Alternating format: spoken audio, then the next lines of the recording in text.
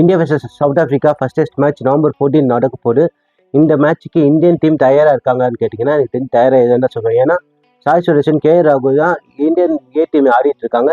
South Africa கூட ஆடின மேட்ச்சையும் அவங்க சுமாரான பெர்ஃபார்மன்ஸாக காட்டினாங்க. நல்லா ஆடினே பார்த்தீங்கன்னா ட்ரூ ஜுரேலும், ரிஷப் பண்ட்டோ. அதே மாதிரி பவுலிங் பார்த்தீங்கன்னா முகமது ஷமி, ஆகாஷ் தீப், பிரசித் கிருஷ்ணா இது 3 பேரும் அங்கேயே போய் ஆடினாங்க. ஆனால் ஃபர்ஸ்ட் இன்னிங்ஸு நல்லா போட்டாங்க. ஏதோ பரவாயில்ல 250க்கா விக்கெட் அவங்க எடுத்தாங்க. ஏன்னா பிச்சு கொஞ்சம் ஹெல்ப் பண்ணிச்சு கொஞ்சம் ஸ்விங்குக்கு.